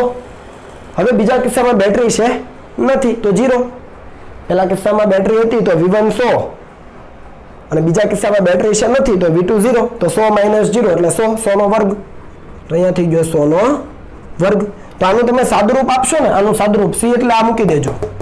તો અહીંયા તમે જુઓ અહીંયાથી 2 0 જાય અને 4 0 આના 2 0 આના અહીંયા C ની કિંમત મૂકો. અહીંયા 900 ગુણ્યા 10 - 12. ચાલો જુઓ હવે 2 0 આના અને 4 0 આના તો 6 0 જાય એટલે 6 0 આમાંથી બાદ કરો તો 10 - 6 આવી ગઈ અને 9/4 કરી દો. 9/4 કરી દો 2.25. સમજ પડી ને. તો આ તમારી હિન્ટ છે કે ભાઈ એનર્જી લોસ તમને જો સીધો ગણવાનો કીધો આવા કિસ્સામાં તો તમે ડાયરેક્ટ કરી શકો. આવી રીતે બાદબાકી લેવી પડે અલગ અલગ ગણીને, એવું કરવા કરતાં તમે સીધું કરી શકો, પણ અહીંયા આપણને અલગ અલગ પૂછેલું છે તો અલગ અલગ ગણું. ખ્યાલ આવે ને? બરાબર. ચાલો હવે લખી લો. ચાલો ત્યાર પછીનો દાખલો છે સ્વાધ્યાયનો દાખલા નંબર 2.6. એની અંદર આપણને કીધું છે કે દરેક 9 પાઇકોફેરાડ કેપેસિટન્સ ધરાવતા 3 કેપેસિટરોને શ્રેણીમાં જોડેલ છે. એટલે 3 કેપેસિટર છે જેને શ્રેણીમાં જોડ્યા છે અને એનું કેપેસિટન્સ કેટલું છે? દરેકનું 9 પાઇકોફેરાડ. તો આપણને કીધું છે સંયોજનનું કુલ કેપેસિટન્સ કેટલું હશે, એટલે સમતુલ્ય કેપેસિટન્સ શોધવાનું છે. અને બીજું કે જો આ સંયોજનને 120 વોલ્ટના સપ્લાય સાથે જોડવામાં આવે તો દરેક કેપેસિટરને સમાંતર સ્થિતિમાનનો તફાવત કેટલો થશે. આપણે બે બાબતો શોધવાની છે. તો અહીંયા સૌથી પહેલા એ આકૃતિ બનાવી દઈએ. જો કે તમને ડાયરેક્ટ આવડી જાય તો કોઈ ઇશ્યુ નથી. આ પહેલું કેપેસિટર, આ બીજું કેપેસિટર અને આ ત્રીજું કેપેસિટર, અને એને આપણે 120 વોલ્ટની બેટરી સાથે જોડવાનું છે.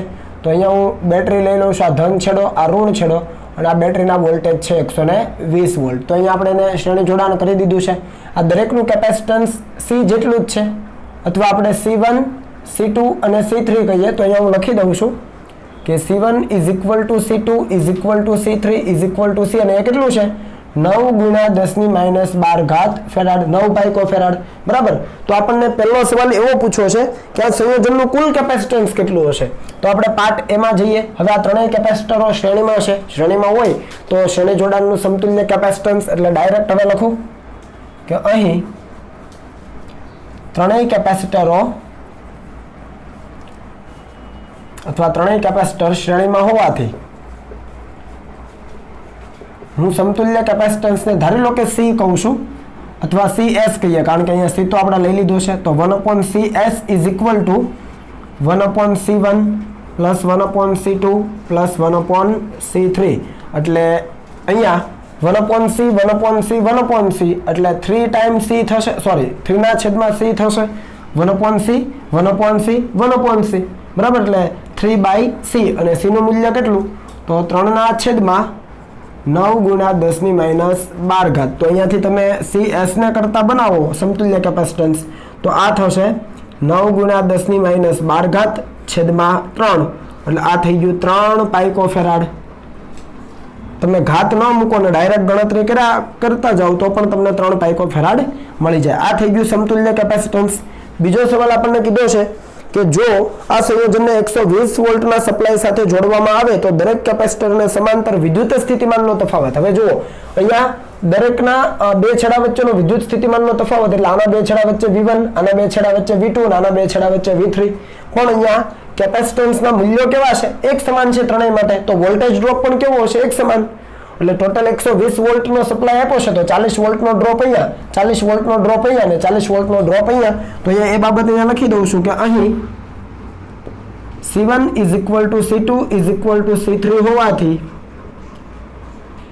પોટેન્શિયલ ડ્રોપ એટલે કે પોટેન્શિયલ ડિફરન્સ એ સમાન થાય, ત્રણેય કેપેસિટર માટે સમાન થાય. તો આવું લખાય V1 is equal two V2 is equal two V3. વસ્તુ સરખી છે. કેમ આવું લખી શક્યા? કારણ કે શ્રેણી જોડાણ છે અને આના ઉપરનો વીજભાર સમાન હોય, અને વીજભાર સમાન હોય, કેપેસિટન્સ પણ સમાન હોય, તો વોલ્ટેજ ડ્રોપ પણ કેવો હોય?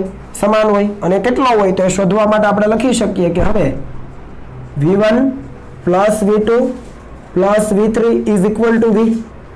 ખબર પડી ને? V એટલે 120 વોલ્ટ. અહીંયા લખવું એટલે લખી શકો તમે V is equal two 120 volt. તો અહીંયાથી V1 V2 અને V3, હવે V1 તો છે જ, V2 ની જગ્યાએ પણ V1 લખું, V3 ની જગ્યાએ પણ V1 લખું, કારણ કે ઇક્વલ છે. તો અહીંયા આવું લખાય 3 time V1 is equal two V. તો આના ઉપરથી V1 કેટલો મળે? 120. V એટલે 120 અને એના છેદમાં 3. તો આ આપણને મળી જાય V1 is equal two 40 volt. જુઓ આપણે કીધું કે ભાઈ દરેક કેપેસિટરના કેપેસિટન્સનું મૂલ્ય સરખું છે, એના ઉપર વીજભાર સમાન હોય તો પોટેન્શિયલ ડ્રોપ પણ સરખો થાય. તો V1 આપણને 40 મળ્યો, તો V2 પણ 40, V3 પણ 40. તો તમે આ લખી શકો. માટે V1 is equal two V2 is equal two V3 is equal two 40 volt. Total સરવાળો કરો તો તમને કેટલો મળી જવાનો? 120 વોલ્ટ મળી જવાનો. તો આ જવાબ છે. દાખલો ઈઝી છે. સમતુલ્ય કેપેસિટન્સ શોધી લો અને તમારે જે પોટેન્શિયલ ડ્રોપ શોધવાનો છે એ શોધી લો. આપણો જવાબ છે આવી જાય. બરાબર. ત્યાર પછીનો દાખલો લઈએ, સ્વાધ્યાયનો દાખલા નંબર 2.7. શું કહે છે જોઈએ. જુઓ, 3 પાઇકોફેરાડ સોરી 2 પાઇકોફેરાડ, 3 પાઇકોફેરાડ અને 4 પાઇકોફેરાડ એ ત્રણેય કેપેસિટન્સના 3 કેપેસિટરોને સમાંતરમાં જોડેલ છે. હવે સમાંતર જોડાણ આવ્યું 2 પાઇકોફેરાડ, 3 પાઇકોફેરાડ અને 4 પાઇકોફેરાડ. તો સંયોજનનું કુલ કેપેસિટન્સ ડાયરેક્ટ આવડે, સીધો સરવાળો. અને બીજું છે કે જો આ સંયોજનને 100 વોલ્ટના સપ્લાય સાથે જોડવામાં આવે તો દરેક કેપેસિટર પરનો વિદ્યુત ભાર શોધો. વિદ્યુત ભાર શોધવાનો છે. તો અહીંયા ફરીથી આપણે આકૃતિ બનાવી દઈએ તો કંઈક આવું બને. આ એક કેપેસિટર, એની નીચે આ બીજું કેપેસિટર અને આ ત્રીજું. જો તમને ડાયરેક્ટ સમજ આવી જાય છે તો કોઈ જરૂર નથી આકૃતિ બનાવવાની, બરાબર છે? ચાલો, અને આ છે ત્રીજું કેપેસિટર અહીંયા. એવી જ રીતે અહીંયા જોઈએ, આ એક કેપેસિટરને જોડી દીધું, આ બીજું અને ત્રીજું તો જોડેલું જ હતું. આના બે છેડા વચ્ચે કેટલો વોલ્ટેજ ડ્રોપ કેટલો વોલ્ટેજ આપેલો છે? તો આપણને કીધેલો છે 100 વોલ્ટનો સપ્લાય. એટલે અહીંયા આપણે કરી દઈએ 100 વોલ્ટનો સપ્લાય. ચાલો, ઓકે. આ છે 100 વોલ્ટ, આ ધન છેડો, આ ઋણ છેડો. અને આ છે 2 પાઇકોફેરાડ, આ છે 3 પાઇકોફેરાડ અને આ છે 4 પાઇકોફેરાડ. સિમ્પલ. તો સમતુલ્ય કેપેસિટન્સ આપણને કીધું છે પહેલું, તો અહીંયા લખીએ સમતુલ્ય કેપેસિટન્સ. આપણે પેરેલલમાં CP કહીએ તો C1 plus C2 plus C3 ત્રણેયનો સીધો સરવાળો કરી દો તો 2 વત્તા 3 વત્તા 4 પાઇકોફેરાડમાં છે. એટલે આ થઈ ગયું 4 ને 3 7 ને 2 9 પાઇકોફેરાડ અથવા 9 ગુણ્યા 10 - 12 ફેરાડ. આ પહેલો જવાબ છે. ઇઝી હતો, આવડી જાય. હવે પાર્ટ 2 આપણને કીધું છે કે જો 100 વોલ્ટના સપ્લાય સાથે જોડવામાં આવે તો દરેક કેપેસિટર પરનો વિદ્યુત ભાર શોધો. હવે દરેક કેપેસિટર પરનો વિદ્યુત ભાર અલગ અલગ હોય પણ વોલ્ટેજ સરખો હોય. આના બે છેડા વચ્ચે 100 વોલ્ટ, આના બે છેડા વચ્ચે 100 વોલ્ટ અને આના બે છેડા વચ્ચે 100 વોલ્ટ. ટૂંકમાં આ રીતે 100 વોલ્ટ 100 વોલ્ટ 100 વોલ્ટ. રેડી? તો દરેક કેપેસિટર પરનો વિદ્યુત ભાર, દરેક કેપેસિટર પરનો વિદ્યુત ભાર પહેલા પર આપણે કહીએ Q1 તો C1 * V લખાય. Q બરાબર CV મુજબ, કારણ કે C1 નું મૂલ્ય અલગ છે અને વોલ્ટેજ ડ્રોપ બધા માટે એક સરખો છે. સિમ્પલ. તો અહીંયા લખી શકાય C1 કેટલું 2 પાઇકોફેરાડ ગુણ્યા અહીંયા છે વોલ્ટેજ એટલે કે 100. તો અહીંયા તમે લખી શકો 2 ગુણ્યા 10 - 10. જો વ્યવસ્થિત જોજો, આની 10 - 12, અહીંયાથી 2 0 અહીંયાથી પ્લસ છે એટલે 10 - 10 અને 2 તો હતા જ. એવી જ રીતે Q2 લખો, શું આવે C2 * V. તો એ છે 3 પાઇકોફેરાડ ગુણ્યા 100, કેમ કે એને પણ 100 વોલ્ટ મળે, સમાંતરમાં છે ભાઈ. તો 3 ગુણ્યા 10 - 10 કુલમ. અને Q3 કેટલો મળે? Same C3 * V. એ કેટલાનું છે? 4નું છે ભાઈ. તો 4 પાઇકોફેરાડ ગુણ્યા 100 = 4 ગુણ્યા 10 - 10 કુલમ. ઇઝી છે, બરાબર? ચાલો લખી નાખો.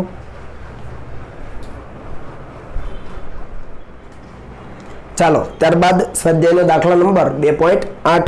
રકમ કંઈક આ પ્રમાણે છે કે બે પ્લેટો વચ્ચે હવા હોય ત્યારે સમાંતર પ્લેટ કેપેસિટરમાં દરેક પ્લેટનું ક્ષેત્રફળ 6 ગુણ્યા 10 - 3 મીટર સ્ક્વેર અને બે પ્લેટો વચ્ચેનું અંતર 3 મિલીમીટર છે. એટલે બે પ્લેટો વચ્ચે શું છે? શૂન્યાવકાશ છે, એટલે કે હવા છે, બરાબર? અને હવા હોય ત્યારે આપણે શું લેવું પડે? ε0 લેવું પડે, શૂન્યાવકાશની પરમિટિવિટી. હવે અહીંયા પ્લેટનું ક્ષેત્રફળ આપણને આપી દીધું છે એ બરાબર 6 ગુણ્યા 10 - 3 મીટર સ્ક્વેર. અને બીજું કીધું છે બંને પ્લેટો વચ્ચેનું અંતર 3 મિલીમીટર છે. તો હું ડાયરેક્ટ અંતર લખું છું 3 ગુણ્યા 10 - 3 મીટર, 3 મિલીમીટર એટલે આટલું લખાય, બરાબર?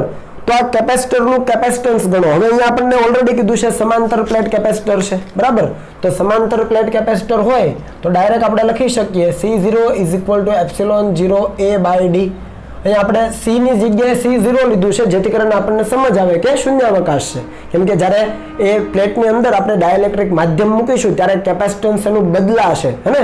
એટલા માટે જ્યારે શૂન્યાવકાશ હોય ત્યારે અહીંયા 0 લખી શકાય, કંઈ વાંધો નથી. આની કિંમત મૂકો તો 8.85 ગુણ્યા 10 - 12 ગુણ્યા A એટલે 6 ગુણ્યા 10 - 3 જે આપેલ છે. અને D એટલે અહીંયા બે પ્લેટ વચ્ચેનું અંતર. થિયરી યાદ છે ને?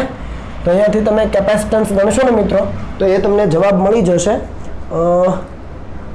આપણો દાખલો છે 2.8. ઓકે, તો એની અંદર કેપેસિટન્સનો જવાબ મળશે 18 પાઇકોફેરાડ. તમને મળી જશે 18 ફેરાડ. આટલો જવાબ મળી જશે કેપેસિટન્સનો. ઓકે, તો આ એક જવાબ થયો. અને આપણને આગળ કીધું છે કે જો આ કેપેસિટરને એટલે કે આ સમાંતર પ્લેટ કેપેસિટરને 100 વોલ્ટ સપ્લાય સાથે જોડવામાં આવે તો તેની દરેક પ્લેટ પરનો વિદ્યુત ભાર કેટલો હશે? હવે દરેક પ્લેટ પરનો વિદ્યુત ભાર મૂલ્ય તો સમાન જ હોય, તો આપણે સીધું લખી શકીએ કે હવે Q બરાબર CV મુજબ C0 ઇન્ટુ V, કારણ કે અહીંયા C0 છે તો C0 ઇન્ટુ V. C0 આપણને ખબર છે 18 ગુણ્યા 10⁻12 ઘાત ગુણ્યા આપણે વોલ્ટેજ કેટલા કીધા? તો આપણને કીધું છે 100 વોલ્ટ, તો અહીંયા આપણે 100 કરી દઈએ. તો આ Q કેટલો થઈ જશે? તો Q થઈ જશે 1.8. જો હું 1 પોઈન્ટ અહીંયા કાપી લઉં છું, બરાબર, એટલે એક અહીંયા 10⁻1 ઘાત અને આ 10⁻2 એટલે 10⁻3, તો અહીંયાથી 10⁻3 બાદ કરી દો, 10⁻9 ઘાત કુલમ. આપણો બીજો જવાબ છે ભાઈ, જોઈ લઈએ, આવી જાય છે 2.8 1.8 ગુણ્યા 10⁻9. આ છે આપણો જવાબ. આ બંને જવાબ થઈ જાય. ખ્યાલ આવો ને? સમાંતર પ્લેટ કેપેસિટરના કેપેસિટન્સનું સૂત્ર, એની અંદર એરિયા અને ડિસ્ટન્સ આપ્યું છે, બંને પ્લેટ વચ્ચેનું ડિસ્ટન્સ, તો એ મૂકી દો એટલે કેપેસિટન્સ મળી ગયું. અને C0 શા માટે? કારણ કે હવા છે એટલે 0 લખી શકાય સફિક્સમાં. અને વિદ્યુત ભાર ગણવાનો કીધો છે, જ્યારે 100 વોલ્ટની બેટરી જોડીએ તો વિદ્યુત ભાર પણ મળી ગયો, બરાબર. ત્યાર પછી સ્વાધ્યાયનો 2.10 એ તમે જાતે કરશો. સ્વાધ્યાયનો 2.10 9મો બાકી છે, બરાબર, એ તમારે આ જાતે કરવાનો છે. એની અંદર તમને કેપેસિટન્સ આપી દીધેલું છે કેપેસિટરનું, અને તમને વોલ્ટેજ આપ્યા છે C અને V આપ્યા છે, અને તમને કીધું છે કેપેસિટરમાં સંગ્રહ પામતી ઉર્જા ½CV². સિમ્પલ છે, કરી નાખજો, બરાબર. તો આ થઈ જશે. ત્યાર પછીનો દાખલો છે સ્વાધ્યાયનો દાખલા નંબર 2.11. જો કે આ પણ તમારે જાતે જ કરવાનો હોય, પણ હું તમને અહીંયા સમજાવી દઉં છું. જોઈ લો. ચાલો, શું કીધું છે કે 600 પાઇકોફેરાડનું એક કેપેસિટર 200 વોલ્ટના સપ્લાય વડે વિદ્યુત ભારિત કરવામાં આવે છે. ઉદાહરણનો જેવો દાખલો કીધો ને આપણે હમણાં, એના જ જેવો છે. 600 પાઇકોફેરાડનું કેપેસિટર અને એને 200 વોલ્ટના સપ્લાય વડે વિદ્યુત ભારિત કરવામાં આવે છે, ટૂંકમાં ચાર્જિંગ કરવામાં આવે છે. હવે તેનું સપ્લાય સાથેનું જોડાણ દૂર કરવામાં આવે છે, એટલે બેટરી દૂર કરવામાં આવે છે, અને બીજા વિદ્યુત ભારિત ન હોય તેવા, એટલે કે વિદ્યુત ભાર વિહીન એવા 600 પાઇકોફેરાડના બીજા કેપેસિટર સાથે જોડવામાં આવે છે. ખબર પડી ને? 600 પાઇકોફેરાડનું કેપેસિટર એના 200 વોલ્ટની બેટરી વડે ચાર્જ કર્યો. હવે બેટરી દૂર કરી અને એ 600 પાઇકોફેરાડનું કેપેસિટર ચાર્જ હતું, એની સાથે બીજું 600 પાઇકોફેરાડનું કેપેસિટર જે વિદ્યુત ભાર વિહીન છે એને જોડી દીધું. સેમ આપણે આગળ દાખલો કર્યો એમ. તો હવે આકૃતિ બનાવતો નથી. તો આ પ્રક્રિયામાં કેટલી ઉર્જા ગુમાવાઈ હશે? જો અહીંયા ગુમાવાયેલી ઉર્જા પૂછી છે. તમને વોલ્ટેજ આપ્યા છે 200 અને કેપેસિટરના કેપેસિટન્સનું મૂલ્ય આપ્યું છે C1 બરાબર C2 ઇઝ ઇક્વલ ટુ 600 પાઇકોફેરાડ, એટલે 600 ગુણ્યા 10⁻12 ઘાત. અને વોલ્ટેજ તમને કેટલા આપ્યા છે? તો વોલ્ટેજ તમને આપ્યા છે, ધારો કે આપણે V1 કહીએ, તો V1 ઇઝ ઇક્વલ ટુ તમને 200 વોલ્ટ આપેલા છે. ખબર પડી? તો આ કિસ્સામાં શું કરવું પડે? તો આપણું સાદું સૂત્ર વાપરું. હું અહીંયા ડાયરેક્ટ લખું છું, જુઓ, ધ્યાન આપજો કે અહીં ગુમાવાયેલી ઉર્જા, અને એનું સૂત્ર શું હતું? U is equal to 1/2 C1 into C2 divided by C1 plus C2 અને V1 માઇનસ V2 નો સ્ક્વેર. અહીંયા C1 C2 આપણી પાસે છે, V1 પણ છે, V2 એટલે કેટલા? તો V2 એટલે વિદ્યુત ભાર વિહીન કેપેસિટર હતું. પછી તો બેટરી નથી બીજા કિસ્સામાં, તો બેટરી નથી તો V2 કેટલા? 0. તો અહીંયા બધી જ કિંમતો મૂકી દઈએ. જુઓ, U is equal to 1/2 C1 અને C2 એટલે 600 ગુણ્યા 600, તો આ 600 ગુણ્યા 600 વ્યવસ્થિત જોજો. અને હજુ 10⁻12 10⁻12 એટલે 10⁻24 થઈ ગઈ. ગુણાકાર છે તો સમજ પડી ને? મેં ઘાતનો ગુણાકાર સાથે કર્યો અને 600 ગુણ્યા 600 છેદમાં બંનેનો સરવાળો એટલે 1200 થઈ જવાના. ડાયરેક્ટ લખું છું ગુણ્યા 10⁻12 સરવાળામાં કોમન નીકળે, બંનેમાં 10⁻12 કોમન અને 600 વત્તા 600. સમજ પડી ને? નીચે 10⁻24 નહીં કરતા હો, માઇનસમાં 24 નહીં કરતા. ગુણાકારમાં V1 માઇનસ V2 એટલે 200 માઇનસ 0, તો 200 નો વર્ગ. સિમ્પલ છે. તો અહીંયા U ઇઝ ઇક્વલ ટુ આ 1/2 ઇન્ટુ અહીંયા જો શું થાય છે? તો અહીંયા 10⁻12 થઈ જાય. તો પહેલાં આપણે કરી દઈએ, અહીંયાથી 2 0 જતા રહે, તો આ થઈ ગયું 36, બરાબર. 0 0 ગુણ્યા અહીંયા 10⁻12 બચા, અહીંયા 4 અને 200 નો વર્ગ કરો એટલે 4 થયું. 200 ગુણ્યા 200 બે વખત એટલે 1 2 3 ને 4 શૂન્ય બીજા, બરાબર છે ને? જોઈ લેજો વ્યવસ્થિત રીતે. રેડી?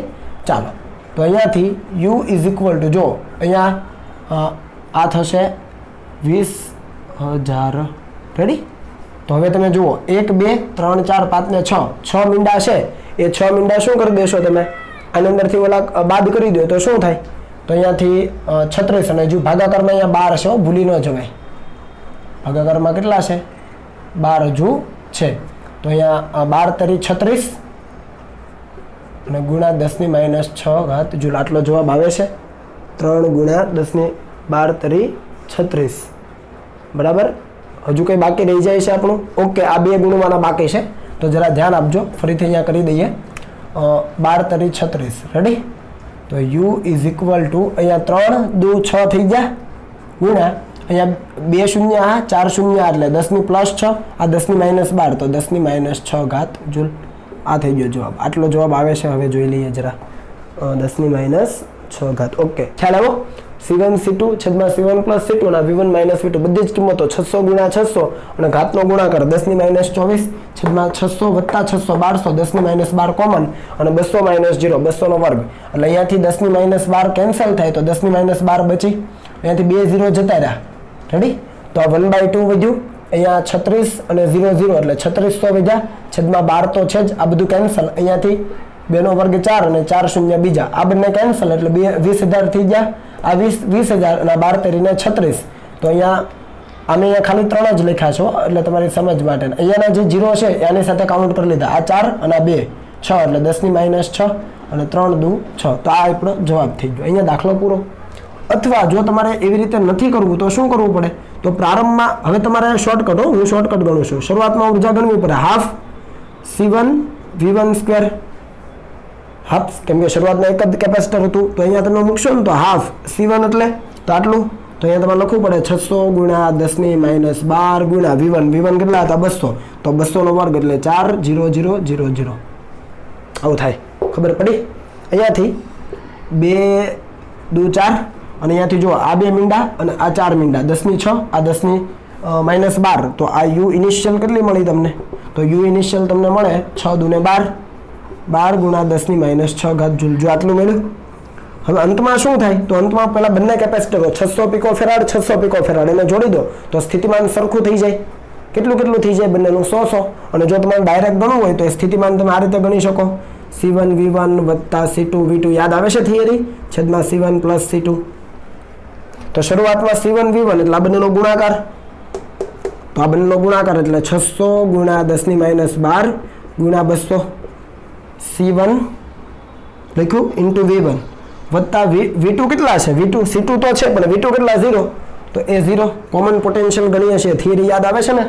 હવે છેદમાં C1 + C2 એ તો 1200 ગુણ્યા 10 - 12, તો 1200 ગુણ્યા 10 - 12, તો આ 10 - 12 આ 10 - 12 કેન્સલ થઈ ગયા, તો તમે જુઓ અહીંયાથી આ બંનેનો ગુણાકાર કરશો એટલે અહીંયાથી આ 1 0 1 0 આ 1 0 આ 1 0, અહીંયા કેટલું થઈ ગયું 2 6 12 અને આ 600/6 એટલે 100 થઈ ગયું, તો આ જવાબ તમારો આવી ગયો 100 વોલ્ટ। જુઓ બંનેના પોટેન્શિયલ કેટલા થઈ જાય 100 વોલ્ટ થઈ જાય રેડી। તો હવે તમે u ફાઇનલ ગણો તો u ફાઇનલ કેટલો થાય, તો એકને હાફ CV², બીજાને પણ હાફ CV², પણ પોટેન્શિયલ કેટલો લખવાનો 100 વોલ્ટ, તો તમારે આવું લખી શકો 2 ટાઈમ હાફ CV², કેમ C, કારણ કે એ તો સરખું જ છે બંને માટે, આ તો કેપેસિટન્સ સરખું જ છે ને, એટલે એકનું હાફ CV² અને બીજાનું પણ હાફ CV², કેપેસિટન્સ બંનેના સરખા, વિદ્યુત સ્થિતિમાન બંને ઉપર સમાન થઈ ગયા, તો 2 ટાઈમ હાફ CV², બરાબર, આ જ કન્સેપ્ટ, આ 2 2 કેન્સલ, તો CV² કરો, C એટલે 600 ગુણ્યા 10 - 12 અને ગુણ્યા V², તો હું ડાયરેક્ટ કરી દઉં 10000, જુઓ ખબર પડી ને, 100 નો વર્ગ 10,000 થઈ જાય રેડી। તો આ જો કેટલા શૂન્ય 2 અને આ 4 એટલે 6, અહીંયાથી 6 જાય તો આ તમારો જવાબ થઈ ગયો 6 ગુણ્યા 10 - 6 ઘાત, તો અંતિમ ઉર્જા મળી, આ પ્રારંભિક આ અંતિમ u ફાઇનલ મળી ને, તો આ બંનેની બાદબાકી કરી દો, ui - uf એટલે 10 - 6 બંનેમાં છે, 12 - 6 તો 6 બચે અને 10 - 6 આવે, આ એનર્જી લોસ ડાયરેક્ટ ગણી લીધો આપણે, તમે આ રીતે પણ ગણો કોઈ ઇશ્યુ નથી, ડાયરેક્ટ ગણો કોઈ ઇશ્યુ નથી, ખ્યાલ આવે ને। ચાલો હવે લખી લો।